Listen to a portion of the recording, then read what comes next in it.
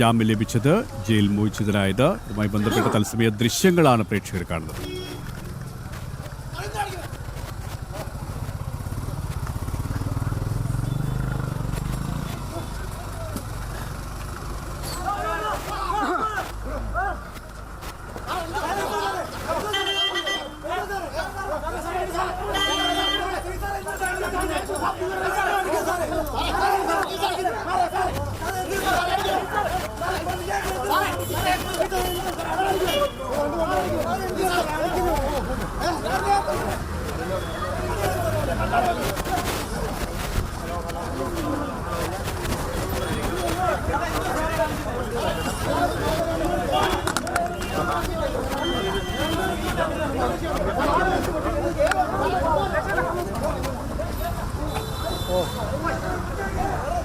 വിശദാംശങ്ങളുമായി സുധീഷ് ഗോപാൽ ചിരികാണ്. സുധീഷ്, എന്താണ് ഇപ്പോൾ സംഭവിച്ചുകൊണ്ടിരിക്കുന്നത്? പോലീസ് സന്നാഹത്തിന്റെ സുരക്ഷാ വലയത്തിലൂടെയാണ് രാഹുൽ മാങ്കൂട്ടം പുറത്തേക്ക് ഇറങ്ങിയത്. എന്നാൽ അവിടെ ജയിലിന് പുറത്ത് വലിയ രീതിയിലുള്ള പ്രതിഷേധമാണ് യുവമോർച്ച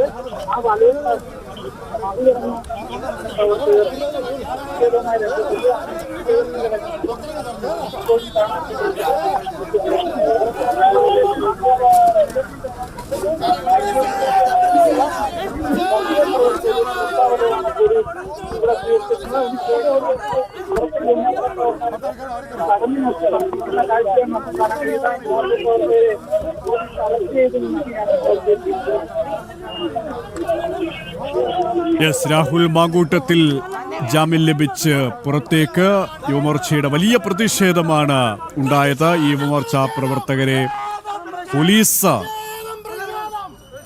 അതിക്രമിക്കുന്ന സാഹചര്യം. നിരവധി പ്രവർത്തകരാണ് രാഹുലിനെതിരെ പ്രതിഷേധവുമായി രംഗത്ത് വന്നത്. ഇവരെ ബലം പ്രയോഗിച്ച് നീക്കുന്ന പോലീസ് സംഘങ്ങളെയും പോലീസ് സേനയും നമ്മൾ കണ്ടു. തത്സമയ ദൃശ്യങ്ങൾ.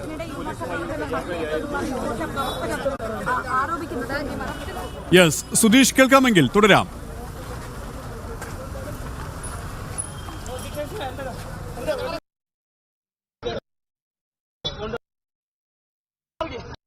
ലൈംഗിക പീഡന കേസിൽ ജാമ്യം ലഭിച്ച് പുറത്തിറങ്ങിയ രാഹുൽ മാങ്കൂട്ടത്തിനെതിരെ യുവമോർച്ചയുടെ പ്രതിഷേധം. യുവമോർച്ച പ്രവർത്തകർക്ക് നേരെ പോലീസിന്റെ അതിക്രമം. തത്സമയ ദൃശ്യങ്ങളിലേക്ക് വരും.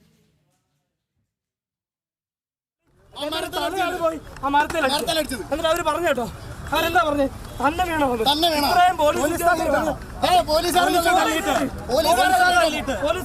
മാവേലിക്കർ സിയുടെ നേതൃത്വത്തിലുള്ള കുറച്ച് അധികം പോലീസുകാർ മർദ്ദിച്ചു. ഒരു മര്യാദ കാണിക്കണ്ടേ? ഈ കേരളത്തിൽ ഇതിനു മുന്നേ പരിശോധന നടത്തിട്ടില്ലേ?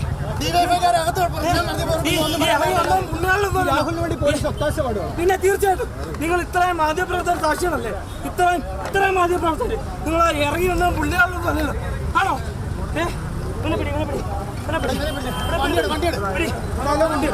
അതാണ് പറയുന്നത്.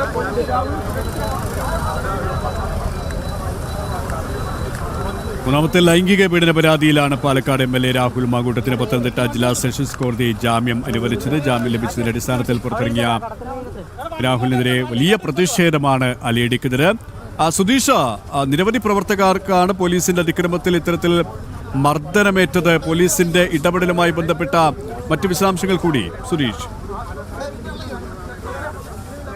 പ്രവർത്തകർ ഈ സംഘർഷത്തിനിടയിൽ മർദ്ദനമേറ്റി അത് രാഹുൽ മാങ്കൂട്ടമാണ് മർദ്ദിച്ചതെന്ന പരാതിയാണ് ഇവർ ഉന്നയിക്കുന്നത്. പോലീസ് രാഹുലിനെ സുരക്ഷ ഒരുക്കാൻ ശ്രമിക്കുമ്പോൾ രാഹുൽ ഇത്തരത്തിൽ യുവമോർച്ച പ്രവർത്തകരെ മർദ്ദിക്കുന്നതിന് കാഴ്ചക്കാരായി നിന്നു എന്നത് തന്നെയാണ് ആക്ഷേപം. പോലീസ് രാഹുലിനെ മാത്രമാണ് സംരക്ഷിക്കുന്നത് എന്ന ആക്ഷേപം തന്നെയാണ് ഉന്നയിക്കുന്നത്. ഇപ്പോൾ യുവമോർച്ച പ്രവർത്തകരോട് തന്നെ എങ്ങനെയാണ് ഈ മർദ്ദനമേറ്റത്?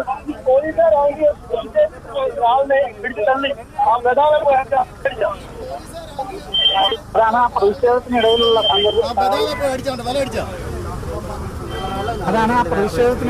സംഘർഷം തള്ളി മാറ്റിയപ്പോഴാണ് സുജിത്ത് കാർത്തിയപ്പള്ളി എന്ന യുവമോർച്ച പ്രവർത്തകന് പരിക്കേറ്റിരിക്കുന്നു. ഇപ്പോൾ യുവമോർച്ച പ്രവർത്തകർ തന്നെ അവനെ ആശുപത്രിയിലേക്ക് കൊണ്ടുപോകാനുള്ള ഒരു നീക്കത്തിലാണ്. പോലീസ് എല്ലാം തന്നെ ഇവിടെ നിന്ന് മാറി എന്നതാണ്. മറ്റ് ഒരു തരത്തിൽ ഈ പരിക്കേറ്റ് കിടക്കുന്നവരെ ആശുപത്രിയിൽ എത്തിക്കാൻ പോലും പോലീസിന്റെ ഒരു സഹായവും ലഭിക്കുന്നില്ല എന്നതാണ് ഇപ്പോഴത്തെ അവസ്ഥ. ഇപ്പോൾ യുവമോർച്ച പ്രവർത്തകർ അവനെ കയ്യിൽ താങ്ങിയെടുത്ത് ആശുപത്രിയിലേക്ക് മാറ്റുന്ന ദൃശ്യമാണ് നമുക്ക് കാണാൻ കഴിയുന്നത്. ഇത്തരത്തിൽ ഒരു തരത്തിലും ഈ പൊതുപ്രവർത്തകർക്ക് ഒന്ന് പ്രതിഷേധിക്കാൻ പോലും അനുവദിക്കാതെ രാഹുലിന് സംരക്ഷണം ഒരുക്കിയ പോലീസിന്റെ നടപടിയാണ് നമുക്ക് മാവേലിക്കരയിൽ കാണാൻ കഴിഞ്ഞത്. KP, അതായത് പോലീസുകാർ ഈ രാഹുൽ മർദ്ദിക്കുമ്പോൾ അല്ലെങ്കിൽ രാഹുലിന് ഒത്താശ നൽകുന്ന ഒരു സമീപനമാണ് സ്വീകരിക്കുന്നത്. അത്തരത്തിലുള്ള വിമർശനം തന്നെയാണ് വരുന്നത് അല്ലേ?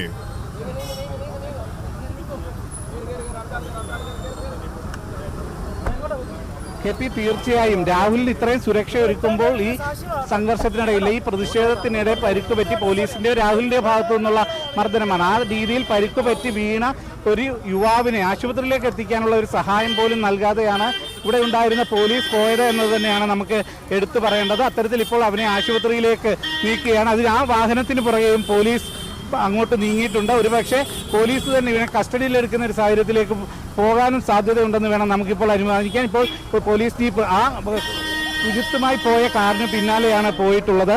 എന്തു തന്നെയായാലും രാഹുലിന് വലിയ രീതിയിലുള്ള സുരക്ഷ ഒരുക്കുന്നു. ഇതേ സാഹചര്യത്തിൽ തന്നെ ഒരു തരത്തിലുള്ള സംരക്ഷണവും പ്രതിഷേധിക്കുന്നവർക്ക് മറ്റാർക്കും തന്നെ നൽകാൻ തയ്യാറായില്ല. മാധ്യമപ്രവർത്തകരെ പോലും ഈ ജയിലിന് മുന്നിൽ നിന്നും ഒഴിവാക്കാനുള്ള ഒരു നീക്കം തന്നെയാണ് പോലീസിന്റെ ഭാഗത്തു നിന്ന് ഉണ്ടായത് എന്നും നമുക്ക് എടുത്തു പറയേണ്ടി വരും. KP, അതായത് നമുക്ക് ദൃശ്യങ്ങളിൽ കാണാൻ സാധിക്കും പോലീസിന്റെ ഭാഗത്ത് നിന്ന് വലിയ ഒരു അതിക്രമം ഉണ്ടാകുന്നു. സ്വാഭാവികമായ ഒരു പ്രതിഷേധമാണ് യുവമോർച്ചയുടെ ഭാഗത്ത് നിന്നുണ്ടായത്. അത്തരത്തിൽ പ്രതിഷേധിക്കാനുള്ള അവകാശങ്ങളെ പോലും തല്ലിയൊരുക്കുന്ന സമീപനം പോലീസ് സ്വീകരിക്കുന്നു. രാഹുലിന് എല്ലാവരും സംരക്ഷണവും ഒരുക്കുന്നു അല്ലേ?